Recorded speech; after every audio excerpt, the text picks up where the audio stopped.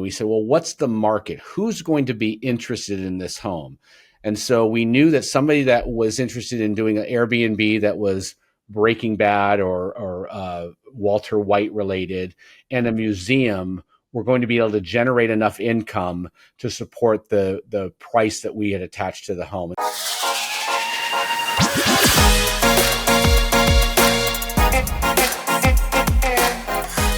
Hello and welcome to episode 258 of the Smart Agents Podcast. As always, my name is Michael Walter and I'll be your host. On today's episode, I'm joined by David Christensen, luxury real estate leader and founder of the Christensen Group. With more than $150 million in career sales, David has earned national recognition as a 4-time Icon agent, 8-time Best of Zillow award winner, and 2025 Realtor of the Year nominee. This year, he made global headlines for representing the sale of the iconic Breaking Bad house, a listing that has become a masterclass in storytelling and innovative marketing. Throughout our conversation, David shares how he transitioned from a career in the entertainment industry to building a nationally recognized real estate business. We explore the power of storytelling in relationships and creating referrals, why investing in yourself is essential for long-term growth, and how giving back through his Purchase with a Purpose initiative fuels both business and personal fulfillment. But before we get on with today's featured interview, if you or someone else on your team has an incredible story or tips to share with our community, send us a message to feedback@smartagents.com. We're always on the lookout for new guests to inspire our listeners. And lastly, if you enjoyed this conversation and want to hear more, be sure to subscribe to the Smart Agents Podcast. We stream on all major podcasting platforms such as Apple Podcasts, Spotify, Amazon Music, and YouTube. All right, let's get on with our conversation with David Christensen. If you'd like to learn more or connect with David, I've included links in the episode description. All right, well, really the way I like to start everything out is if you could just introduce yourself to us a little bit. Tell us who you are and where you are joining us from. Sure. My name is David Christensen. I have a company called the Christensen Group, brokered by EXP. Today, I'm located in Bedford, New Hampshire, which is about an hour north of Boston. And we're licensed here throughout New England. And that's where my home office is, right here in Bedford, New Hampshire. Right. Absolutely. And you've built a really, very successful real estate career. But tell me, before that, real estate was not the first career. It was not. So I had a 20-year career in the entertainment industry out in Los Angeles before I got into real estate. I was a small town kid from a small town here in New Hampshire, and I had big dreams of, being the next rock star or James, John Bonham drummer. And so, classic story. I moved across country with a beat up car and $700 in my pocket and tried to make it in LA in the music business. And it worked out okay. I tell my kids all the time, if you enter with a spirit of yes, things typically work out. And so I got to Los Angeles, and over about a decade, just built a lot of great relationships and went from a junior manager and an intern to having my own management company and working for Warner Brothers Records, and had a really fun career out there.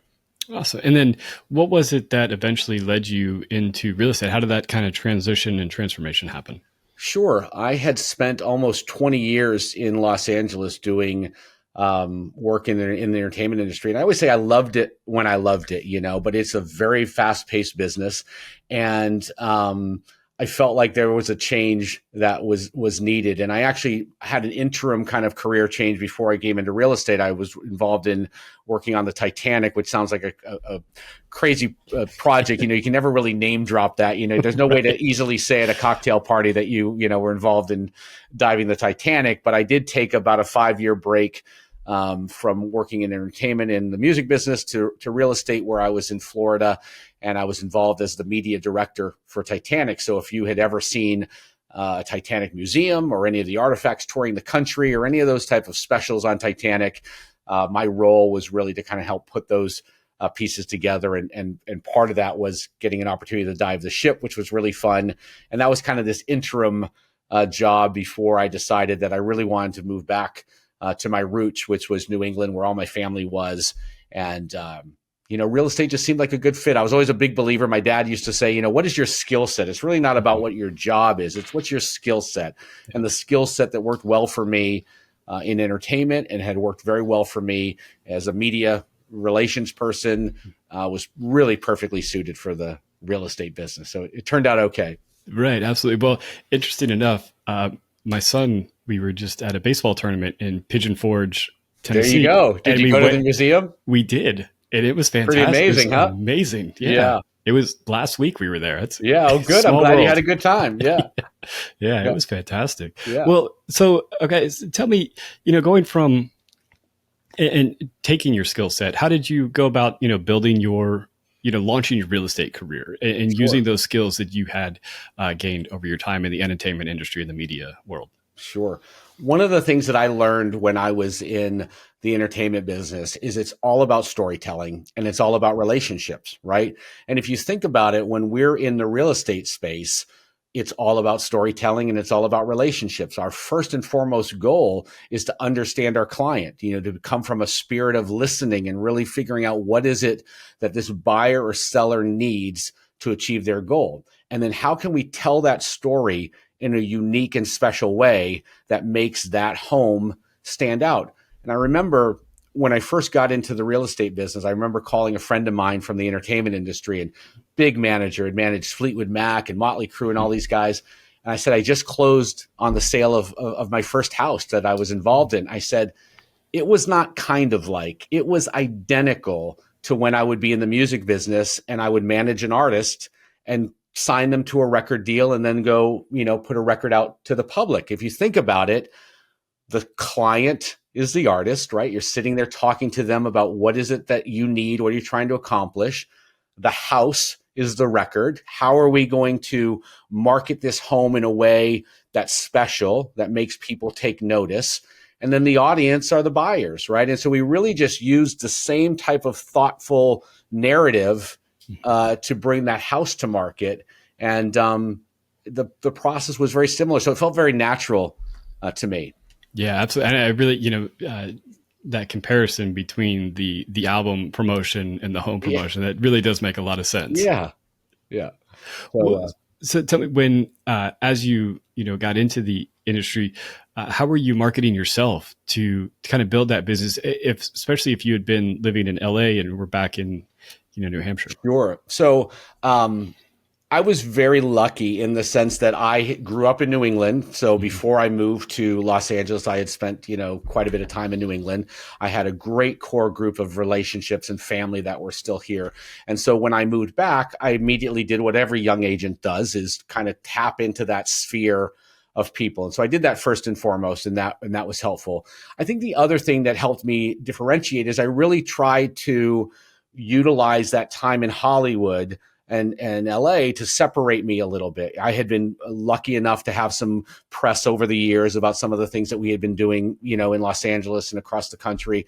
And we really tried to say, hey, look, we're going to bring all of that sizzle that we had used for these national and global projects to your home. So if you're trying to sell your home in Bedford, New Hampshire, or Amherst, New Hampshire, you have an opportunity to get some insight and some approach that might be entirely different than somebody else. And again, I have great relationships with my colleagues, so it's not in judgment or throwing anybody under the bus, but I think we had a very special and unique set of skills that we were able to bring to the fold that people found interesting. Yeah, absolutely. And I really think, even, if somebody's listening to this and wanting to, make a career transition, but, they don't have necessarily the experience that you do, still using and talking about those previous career experiences and what they did in their previous job is a great selling point in the real estate space. Absolutely. I mean, again, I got to give all credit to my dad. Over the years, he would always tell this to me, like when you're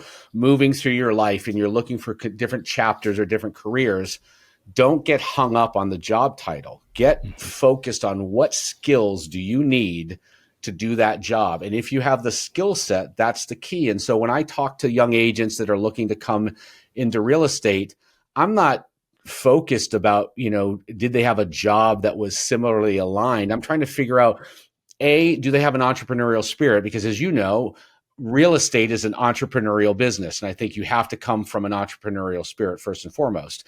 And do you have some skill sets that might align with real estate? That's really what we care about. All the other stuff is the bells and whistles that can be taught, pretty systematically, right? But it's really that kind of core energy that you're looking for. Yeah. So, as you started to market yourself to, the market where you set up your real estate business, talk to me about, getting some of those listings and what you were doing to, again, separate yourself to then gain those referrals and kind of build up that business around you.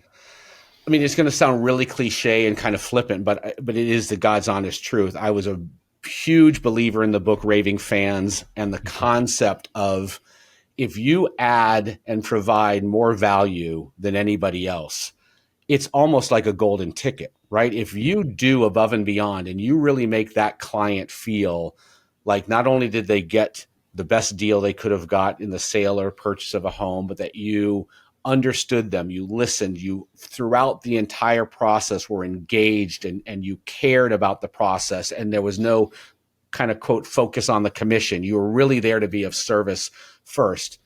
Those type of relationships, they can't help themselves but tell their neighbor. They can't help themselves but leave the closing and call their sister and go, you've got to use these people. They were phenomenal.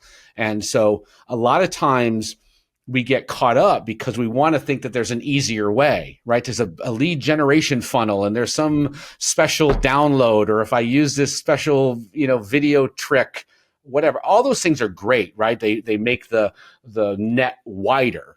But at the end of the day, all they are doing is getting more people in front of you. Once you get somebody in front of you, unless you leave them feeling like, wow, this guy really cared about the outcome for my family, that second call doesn't come, right? And so because in the entertainment industry, it was so based on relationships and how you showed up, that it just was kind of a natural thing that I kind of took that philosophy. And because when I started out, it wasn't like I had some huge war chest to go out and do billboards and, buy out Zillow. I had to rely on just, killing them with kindness and doing a really, really good job, so that the phone rang 6 weeks later and said, hey, you just sold my sister's house and she really enjoyed the process. And so that's how it started. And then obviously we can talk about, like, once you kind of get the ball rolling, there are certain things that you can do to add fuel to that fire, Yeah, absolutely. And so, I would love to kind of dive into that. And, once you got, several listings and some business under your belt, kind of how you snowballed that into what it has become today. Yeah. Well, the first thing that I did, and I know this is a really hard muscle to build, and I'm sure in my younger years, I didn't build it very well, but you have to invest back in yourself. One of the biggest mistakes I see with young agents is, you go and you sell that house, you get that $10,000 commission or whatever, because we're very handsomely paid for what we do. And it's very easy to let that money kind of slip through your hands and you go buy the nicer car or the nicer suit or whatever that is.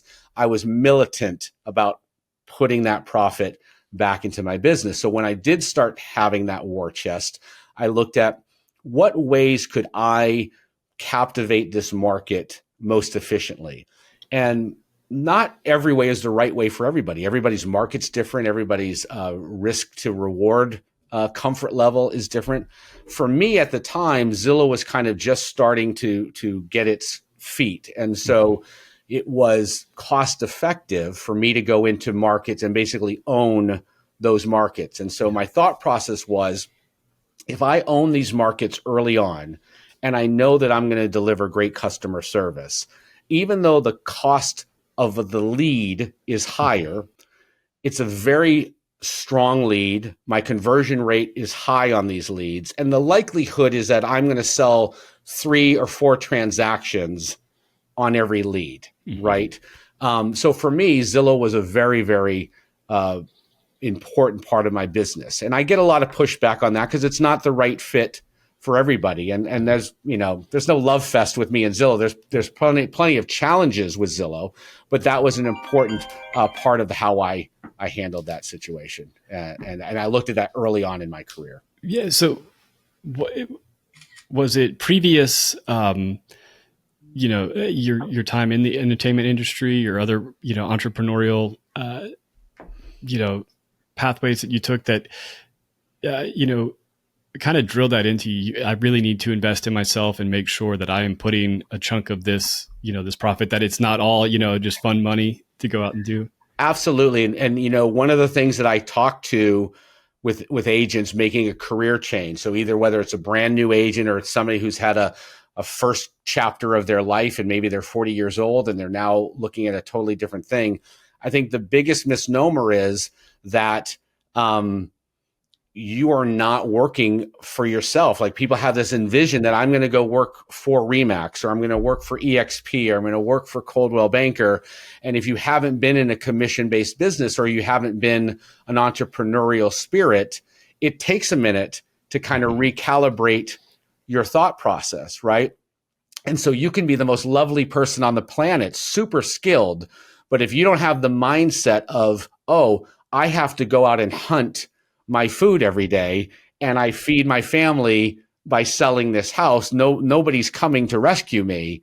It tends to be very challenging for people. And so one of the first things I really talk to them, and it's not about scaring them, it's just saying the quicker you get to the mindset of EXP or Remax or Coldwell or wherever you are is your big brother. They're there to help apply a little bit of fuel to the fire. They're help to roll the snowball down the hill. But at the end of the day, you are your mini business, and you are going to die or succeed based on your level of commitment and effort, right? And so I think that's kind of the first thing, is you really got to get somebody's mindset and help them understand, hey, is that something that resonates with you? Because if it's not, this is probably not going to be a process or a career that you enjoy. And you don't want anybody to kind of go down that path blindly, right? So I really try to have that conversation first, because again, everything else is easy if you have that mindset right from the start. Right. How do you, when you're talking with these agents, and like you said, there's so many different lead generation methods out there, different things that you can invest in.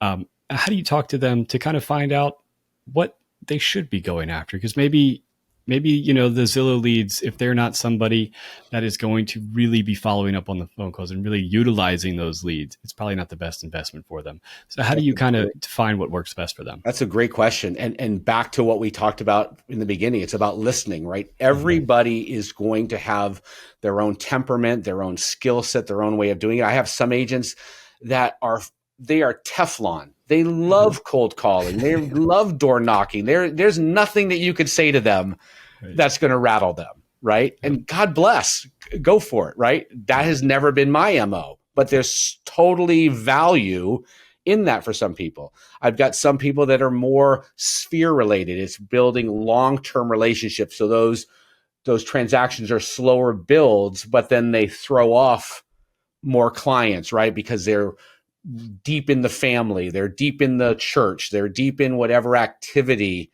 that it is. So I think that first thing is really trying to find out what resonates most with that. I think anytime you try to apply this one size fits all to an agent, it gets problematic. And a lot of coaching systems do it because it's easier to scale, right? If you just say these 12 steps are going to work for everybody every single time, just do them in this order, and you're going to buy a Mercedes, it's a lot easier to pitch. But I think we all know that while there are some universal truths, everybody is a little bit different. And so I really try to figure out what's best for them. And then I use this word curate all the time. I want to curate for them what's best, because think about it, right? We have the full-time agent. That full-time agent has a lot more flexibility than the person that has not yet been able to go full-time, right? So they're managing this as a part-time entity, and we're trying to figure, okay, if we're doing this part-time, how do we still make it effective? And that level of rules and availability is entirely different than the guy who says, hey, I built up this war chest. I got 12 months to figure this out. How are we going to go do it? Right. Absolutely. Well, kind of transitioning from, this topic, I do want to ask you about, the markets you work in and some of the properties. These are very unique homes and, luxury properties. Talk to me about the mindset for, going after those properties, marketing to yourself to those sellers, but then also the actual marketing process of those listings. Sure. Great question. Again, I think everybody, whether you're selling a condo or a $6 million mansion, people feel very connected to their homes. So first and foremost, you have to understand and meet that seller where they are. You have to understand, what is it about this home that excites them? What was the experience that made them want to buy it? And now sell it, right? Because again, if you don't look at it as an individual thing, you're going to miss the nuances. Secondly, again, to repeat myself, it's storytelling, right? We can get so caught up in just the blasé, quick little marketing description and throwing it out there that every home truly does have a unique quality, and it sometimes takes a little extra digging to figure out, well, what's special about this home? What maybe happened here? What happened in the neighborhood? What is there a backstory of? How can I angle this to a particular buyer that might see something special in this? Obviously, within staying in the frameworks of our ethical guidelines and those type of things, but there are special qualities to certain homes and certain communities, right? So I think understanding that, and I think going the distance, right? In that sense of when we are talking to a person, we need to let them know that we really do care. And here's the thing, right? It takes a millisecond to lose trust with somebody. So I focus very distinctly with my clients and my agents about it is all in the details, right? Think about how many times in life you've had a great experience with somebody and there's a small trip up, and all of a sudden that small little trip up kind of puts that little notice in your head of like, that didn't go so well. And if that didn't go so well, maybe the big picture item isn't going so well. So I'm hyper vigilant about making sure that it's not that we don't make mistakes. Everybody on the planet has made a mistake before, but that we don't look anything as a small thing, right? We really try to make sure that they know our attention to detail is a really important part of what we do, so that they feel very confident that we know the process. I also think education is key. So many people are coming into the market selling a home that maybe have only sold 2 to 3 homes in their entire lifetimes, or maybe only bought 2 to 3 homes in their entire lifetimes. And there might be an 8 to 10 year span in between those transactions. And as you know, the market changes dramatically. And so part of my job, I think, is the more educated a client is and that they understand the processes and it's not kind of this scary black hole, they tend to feel much more comfortable in how the things roll out. Yeah, absolutely. And I really love, you talking about kind of finding out those little things that made that home unique, because again, every home is unique. I know the first home my wife and I bought, we fell in love with it. We rented a condo, and we would take our dog for a walk through this neighborhood. Yeah. And it was this yellow house that just stuck out. And my wife fell in love with the place. And over the years, we kept seeing it, and we saw it finally come on the market, and we reached out to the agent that had listed it, and he told us the whole backstory. It was a local judge that had bought it, and his wife wanted something that stood out, and that my wife fell in love with it too, the same way. And so there was that emotional tie to that property. Yeah, absolutely. So going on the storytelling and finding unique properties, you had a very unique property that you've been dealing with. So tell me about that and kind of the backstory. Sure. So I assume you're referencing the Breaking Bad house, or Walter White's house from the TV show Breaking Bad. Right. So we're super honored to be the listing agents on that property. And the backstory is I'd spent 20 years in the entertainment industry and kept those relationships very current. And somebody that I had worked with, a guy named Ryan Johnston, over the years, actually lived in Albuquerque, and he was a big time investor and media guy. And he said, I've become friends with the people that own the Walter White house. And they had talked to him over the years about wanting to sell. And he said, look, I've told them when they're ready to sell that I know the guy that should help them. So I was very honored that they reached out to me, and we kind of flew out there and had some conversations. And the big difference about that property was we had to look at it differently than a 3-bedroom, 2-bathroom ranch, because totally transparently, if we're looking at it as just a 3-bedroom, 2-bedroom ranch in Albuquerque, it's a beautiful family home, but it's worth $400,000, right? It has a very definitive buyer pool. And what was important to us was to look at what is the history of that home, what is the universe look at that home like, and it's a cultural icon. I mean, that program was Emmy nominated. It had the most watched finale, and just has become kind of an iconic character unto its own. Right. when I went out there for meetings, we literally had 300 cars a day going by that home of people stopping and taking pictures. So we knew that people had interest in that home and it was sustainable. And so when we talked about storytelling, we said, well, what's the market? Who's going to be interested in this home? And so we knew that somebody that was interested in doing an Airbnb that was Breaking Bad or Walter White related, and a museum were going to be able to generate enough income to support the price that we had attached to the home. And that's exactly what's happened. Is so we've got a couple investors that have shown great interest in that. And now we're really just navigating the logistics of it, because the town, city of Albuquerque, has been extremely supportive. That show has been monumentally helpful to them and their identity. And they love the idea of that house being preserved in an iconic landmark. But there's some variance issues. You're in a neighborhood. It's not like it's in a commercial district. So now we're in the process of walking through how do we meld those two worlds where we're totally understanding and representative of what the neighborhood needs, but also have this ability to do something that would be really fun for the community. Yeah, absolutely. I mean, I know, like,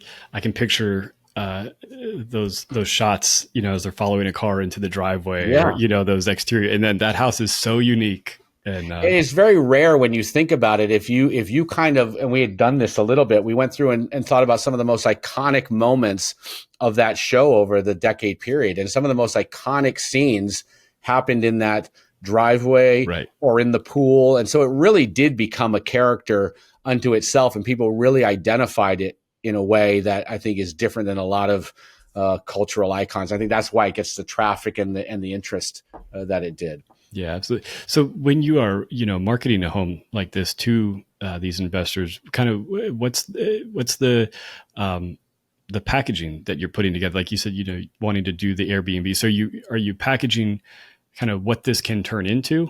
100%. And so we realized very quickly that there was no scenario where a family of four was going to want to buy the house at the price that we had set for the home and live there as a family of four, right? It just wouldn't make any sense. So we knew who our buyer pool was right out of the gate.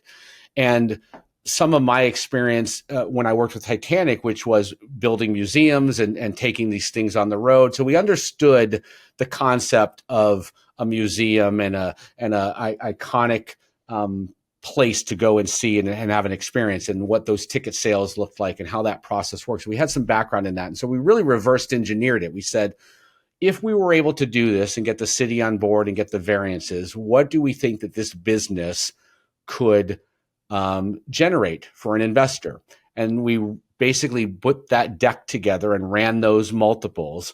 And then when an investor came, we had already done the work. We had already said, here is at least a starting place for you. Clearly go and check our math, right? You need to make sure that it makes sense. But our experience shows us that if we can do this, this is how it will work from an investment perspective. And that's really what got some people to the table to kind of go that next level deep in working with the city to get what we need done. But, that's a perfect example of, a lot of times real estate agents look at it as very one-dimensional, right? Mm-hmm. My job is to, when the seller has got the house all pretty, I come in and take my photos, and now I take it from there. I think there are many times when your involvement is needed prior to that in a very profound way.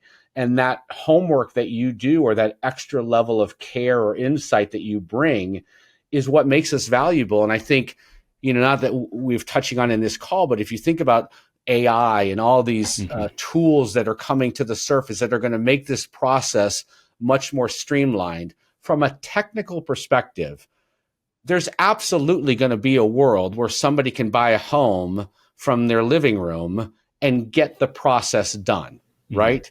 And an agent technically would not be required. And I know people are going to hate me saying that, but let's be honest. At some point, it is going to get so streamlined that that's not unimaginable. So if that's the case, the only reason I can bring value is because I have some insights or some thoughts or some real-time ability that machine does not have, that AI connection system doesn't have. And I think the sooner we as agents realize that and really start doubling down on the value add and the relationship build, all of a sudden those AI things aren't scary. Those are just, again, lead generators. They're workflow assistants. They're all things that are awesome. And I think we shouldn't bury our head in the sand and not, accept them as kind of part of our next chapter.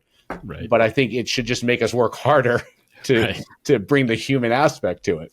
Right. Absolutely. And I think, definitely, and I talk a lot with different folks we have on the show about like really, utilize those AI tools to help buy you back that time to build deeper emotional connections with your clients. And then in your case, like building those stories out for your properties and really, making something that somebody can connect to when they are viewing that listing. Couldn't agree more. Absolutely.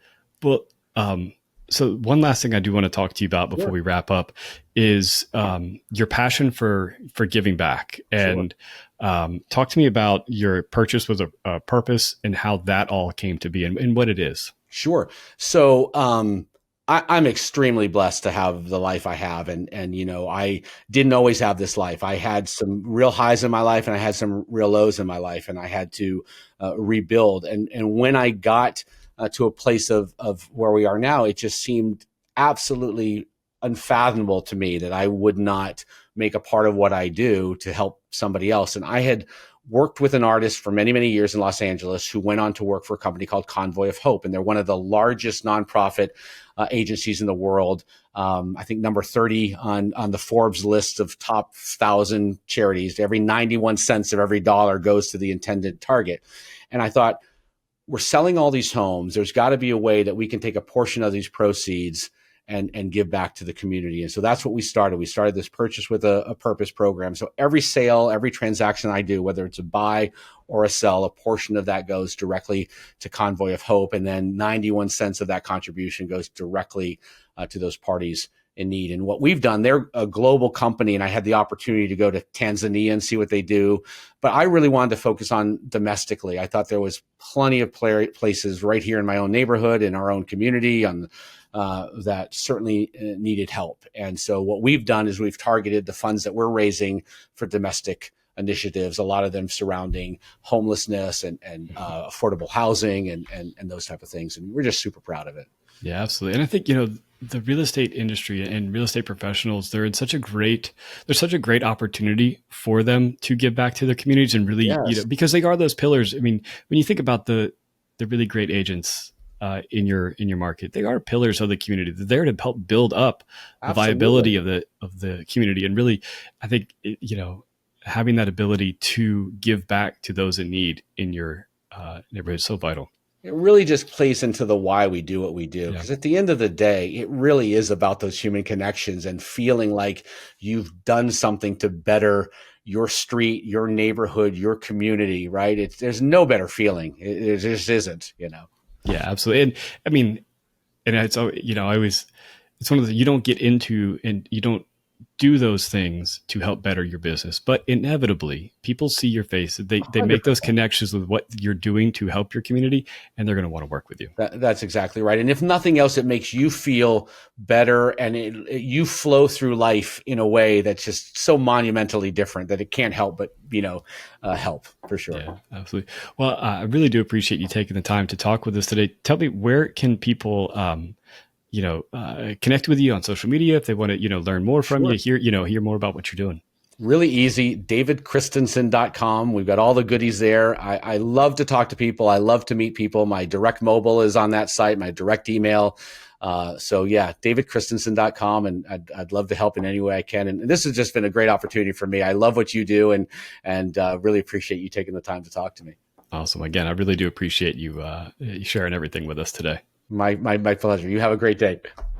I really want to thank David again for joining us today and sharing his incredible journey from entertainment executive to luxury real estate leader. His insights on marketing unique properties like the Breaking Bad house, focusing on relationships, and building a business with purpose are lessons that every agent can take to heart. If you'd like to connect with David or explore his work, you'll find links in the episode description. So once again, if you think you or someone else on your team has an incredible story or tips to share with our community, send us a message to feedback@smartagents.com. Well, that wraps things up for this episode, but remember, follow the show wherever you listen to podcasts, and make sure to subscribe to the Smart Agents YouTube channel. Again, I'm Michael Walter, and we'll see you on the next episode.